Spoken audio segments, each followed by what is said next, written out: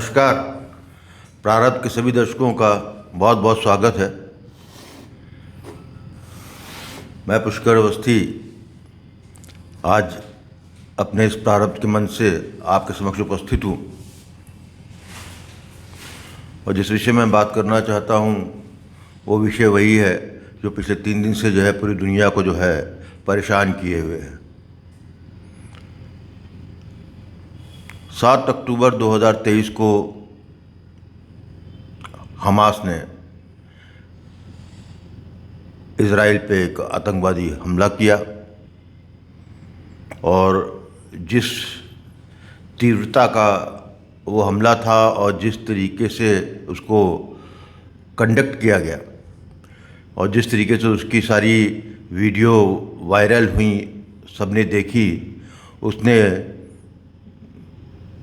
किसी भी संवेदनशील व्यक्ति का, वो चाहे इजराइल का समर्थक हो या ना हो, उसको दहला जरूर दिया है। हमास का इस मौके पे इजराइल पे आक्रमण पहले तो समझ में नहीं आता रहा था कि इस तरह की घृष्टता कैसे हुई, लेकिन इन 72 घंटों में काफ़ी कुछ चीज़ें सामने आ गई हैं। ये स्पष्ट है कि हमास ने जो इजराइल पर हमला किया वो ईरान के समर्थन से किया।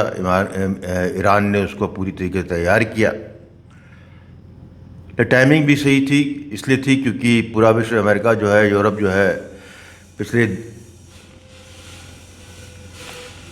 फरवरी 2022 से यूक्रेन रूस युद्ध में फंसा हुआ है, तो टाइमिंग सही थी। लेकिन ये जो होना था वो हो गया, और जो हो रहा है उसकी प्रतिक्रिया के स्वरूप जो इजराइल के प्रधानमंत्री नेतन्याहू ने जिस तरीके से काउंटर अटैक किया है और पूरे गाज़ा की पट्टी को पूरी तरह ध्वस्त करने में लगे हुए हैं, और बीड़ा भी इस चीज़ का उठाया है कि वो तब तक चैन से नहीं बैठेंगे जब तक कि हमास को पूरी तरह से समाप्त नहीं कर देते। हो सकता है कुछ समय बाद हमास का मेजर पोर्शन इजराइल समाप्त करने में सफल हो जाए, लेकिन समस्या विश्व की अब स्टार्ट होती है।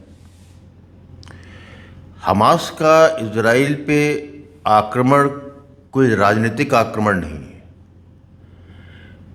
ये थियोलॉजिकल आक्रमण है। ये इस्लाम की यहूदियों के प्रति जो जन्मजात घृणा है उसका द्योतक है। और जिस तरीके से उन्होंने अपनी इस कार्रवाई को अंजाम दिया और जिस तरीके से विभत्सतापूर्ण सिविलियंस को मारा, औरतों लड़कियों को रेप किया, बच्चों को उठा ले गए, औरतों को ले गए, वही मिडिल एज की जो मानसिकता थी कि औरतों को कबीलाई वार में दूसरों की औरतों को ले जाना और उनको इस्लाम के तहत उनको अपना सेक्स स्लेव बनाना या मानना, यही समस्या है। ये एक नया पैटर्न आप देखेंगे कि अब विश्व के किसी भी कोने में इस्लामिक चरमपंथी असर उठाएगा तो वो वही दोहराएगा जो हमास ने किया। इससे पहले जो भी आक्रमण होते आए, बंदूक से आए, गोलीबारी चलाई, मारा, काटा, किया, लेकिन वेस्टर्न वर्ल्ड के उसमें इस तरह का नहीं हुआ था। हमारे यहाँ कश्मीर में ये जेनोसाइड इस तरह का देखा गया था, लेकिन क्योंकि वो पर्दे के पीछे रहा, उसको खुद भारत की सरकार ने उसको छुपाया, और खुद हम भी जिम्मेदार हैं। हम लोगों ने भी जिनको कुछ समझ में आता था वो भी चुप हो गए। लेकिन अब मामला यहाँ बढ़ गया है कि जिस तरीके से पूरे विश्व से इस्लाम को मानने वाले हमास के समर्थन में उतर आए हैं, ये बड़ा अप्रत्याशित नहीं कहूँगा इसको, लेकिन इससे कान खड़े हो जाने चाहिए। चाहे कोई वो बुद्धिजीवी वर्ग को रिप्रेजेंट करता हो उनके, चाहे उनका तटस्थ को रिप्रेजेंट करता हो, चाहे बच्चा हो या बूढ़ा हो, वो हमास की सभी क्रूरताओं को पे अपने आँख बंद करके हमास के सामने खड़ा है। हमास के सामने नहीं, हमास को अपने आगे लिए हुए खड़ा है। अभी विश्व दुविधा में है और भारत तो बहुत दुविधा में है। भारत की सरकार की दुविधा तो नहीं है, लेकिन भारत की सरकार, केंद्र की सरकार, उसकी एक लिमिटेशन है, जब उसके विपक्षी दल या तो हमास का समर्थन कर रहे हैं या फिलिस्तीन की मांग का समर्थन करते हुए हमास को परोक्ष रूप से समर्थन दे रहे हैं। कोई आलोचना नहीं कर रहा। भारतीय मुस्लिम पूरी तरीके से हमास के सामने के समर्थन में है। उनके जैसे सोशल मीडिया का उठाकर देख लीजिए, या जो है उनके जो वक्तव्य आ रहे हैं उनको समझ लीजिए, उनके अंदर वो हिंदू शब्द का कि काफिर की बात करके कर रहे हैं। कल वहाँ पे अलीगढ़ मुस्लिम यूनिवर्सिटी में भी समर्थन में लोग सामने आए, पोस्ट लिख रहे हैं, पूरी तरीके से जहर से बुझी हुई हैं। तो ऐसे मामले में हमास जो है एक सिंबल है। ये वो सिंबल है जो हमको आपको सामने फेस करना है। वेस्ट पश्चिम में जिस तरीके से उन्होंने जो है पिछले कुछ सालों से इलीगल इमिग्रेंट्स को मिडिल ईस्ट से आने की पॉलिसी को अपनाया, जिसके दुष्परिणाम पिछले 2 साल 3 साल से बराबर दिख भी रहे थे, लेकिन उसके बाद भी क्योंकि वहाँ पर पूरी तरीके से लिबरलिज्म और वोकिज्म, सेकुलरिज्म छाया हुआ है, इसलिए उस पर होते हुए उसको उसी तरह छुपाने की कोशिश की गई जिस तरह से हम पिछले 70 साल से या छुपाते ही आ रहे हैं। मैं समझता हूँ हमास ने इस शुक्रवार को 13 तारीख को अक्टूबर को आह्वान किया है सभी अरब देशों और इस्लामिक देशों एवं सभी मुस्लिम लोगों को कि वो समर्थन में सामने आए। इस आह्वान का मतलब ये हुआ कि लोग इकट्ठा होंगे, लोग हो सकता है जुमे की नमाज के बाद लिख लें, लेकिन एक ये समस्या सामने आने वाली है, स्थिति बिगड़ने वाली है, और जब बिगड़ेगी तो इस वक्त लूटपाट सिर्फ नहीं होगी, इसको जो है ओन भी करेंगे।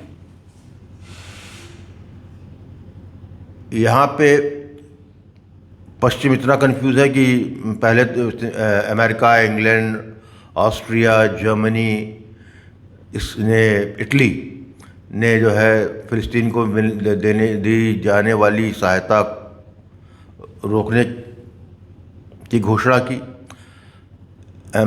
यूरोपियन यूनियन ने घोषणा की, लेकिन जैसे यूरोपियन यूनियन घोषणा की वैसे स्पेन और फ्रांस सामने आ गए कि वो इसका विरोध करते हैं। तो इसके मतलब स्पष्ट है कि पश्चिम के समाज और राजनीतिक तंत्र में पूरी तरीके से आने वाले खतरे को भांपने की सहालियत नहीं रह गई है। उनकी आंख अभी भी नहीं खुली है, क्योंकि आप देख लीजिए कि जो वहाँ पर इजराइल में हमास के आक्रमण में मारे गए हैं, उसमें केवल इजरायली यहूदी नहीं मारे गए, उसमें वो लोग भी मारे गए हैं जो वहाँ पर आए थे और जो फ़िलिस्तीन कॉज को सपोर्ट करते थे, वो भी मारे गए।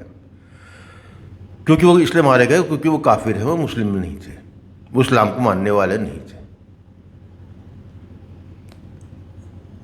इस्लाम के मानने वाले बहुत अपनी विचारधारा में और दृष्टिकोण में बहुत क्लियर है, उनको इस चीज़ की दाद दी जानी चाहिए कि उनमें कोई कन्फ्यूज़न नहीं है। लेकिन जो हमारे दूसरे समाज, इस्लामिक समाज के विपरीत जो अन्य समाज हैं, उनमें भारी ये कन्फ्यूज़न है। वो करेक्ट राइटर्स भी होना चाहते हैं, राइट की बात भी करना चाहते हैं, करेक्टनेस भी दिखाना चाहते हैं, लेकिन साथ ही साथ वो जो ज़मीनी हकीकतें हैं, जो ज़मीनी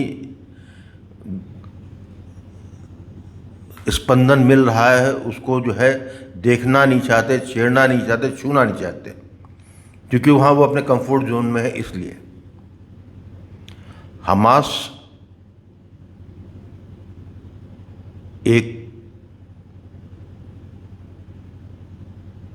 ड्रैकुला के तरीके से हर समाज में, हर राष्ट्र के समाज में अपनी पैठ पहले बना चुका है।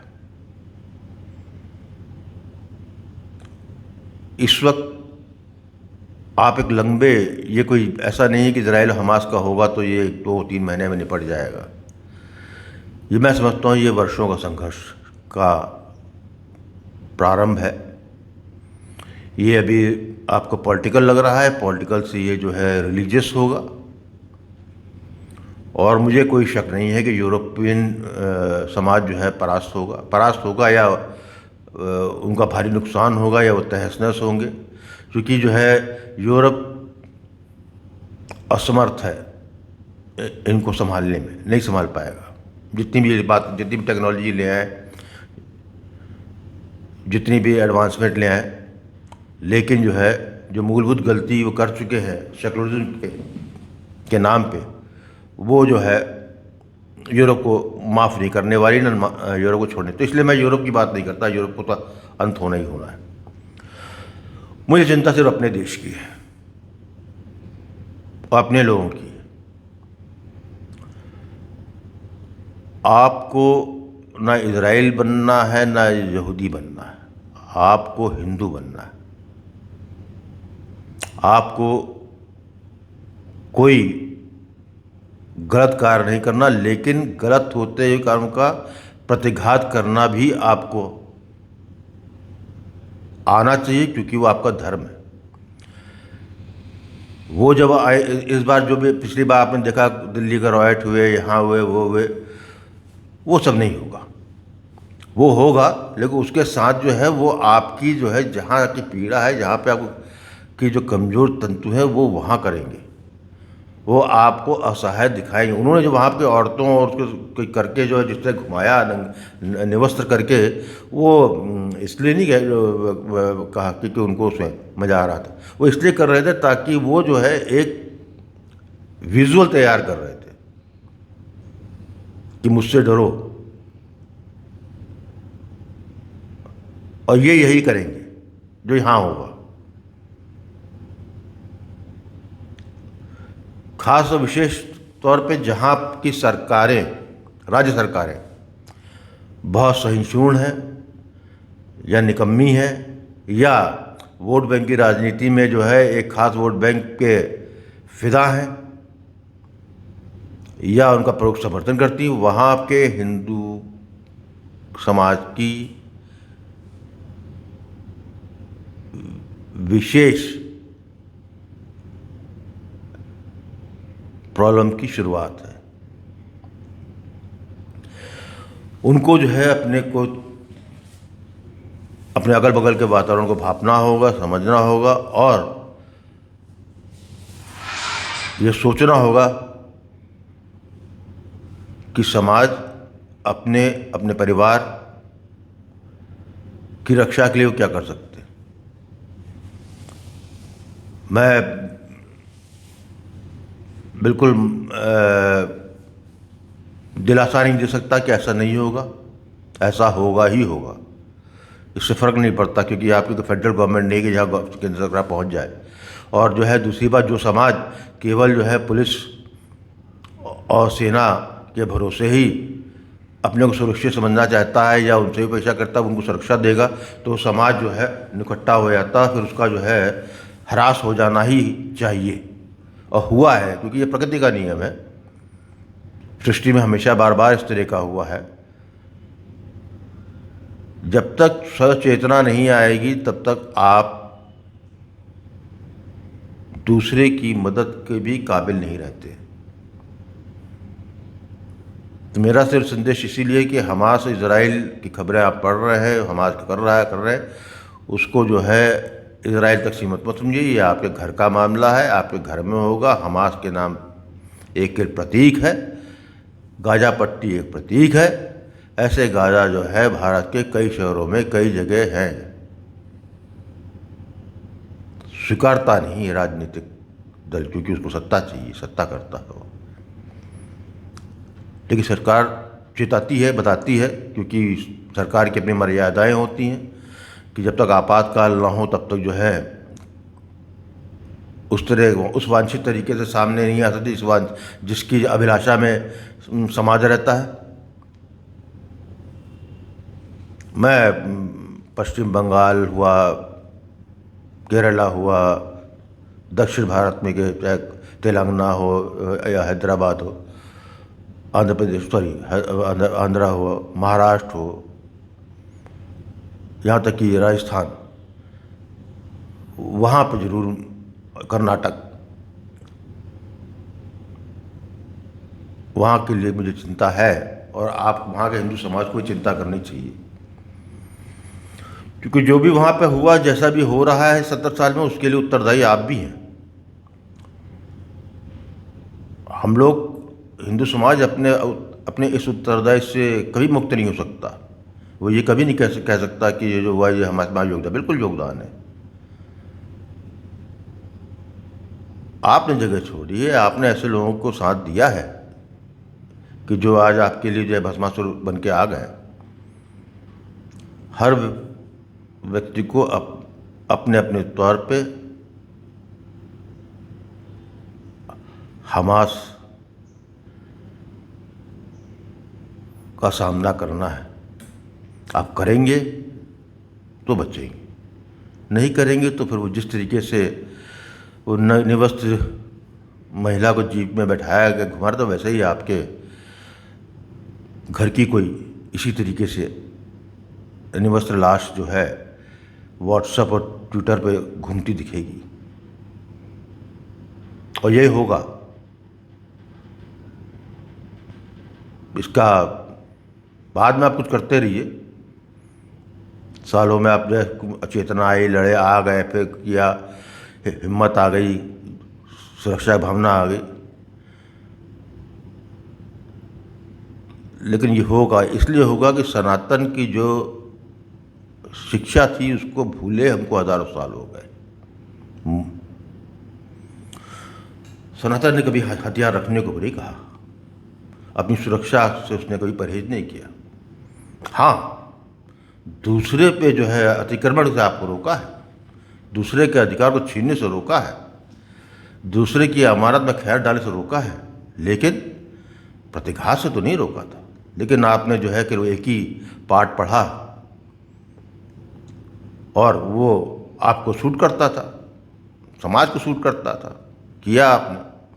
लेकिन मेरा मानना है कि 13 अक्टूबर शुक्रवार 2023 को जो आह्वान हुआ है, वो आह्वान हुआ तो अरब और इस्लामिक देश के लिए, लेकिन आप देखिएगा कि आपके भारत में कितने इस्लामिक देश, कितने इस्लामिक शहर हैं, कितनी मस्जिदें हैं, कितनी सड़कें हैं, कितने लोग हैं, वो निकलेंगे।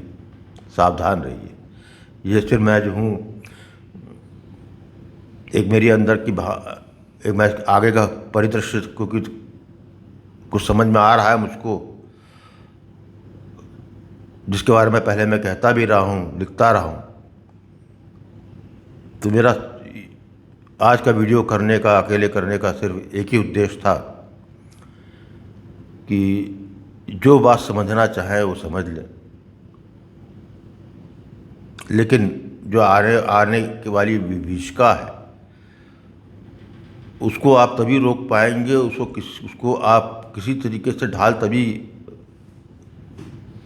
धकेल सकेंगे जब आप स्वयं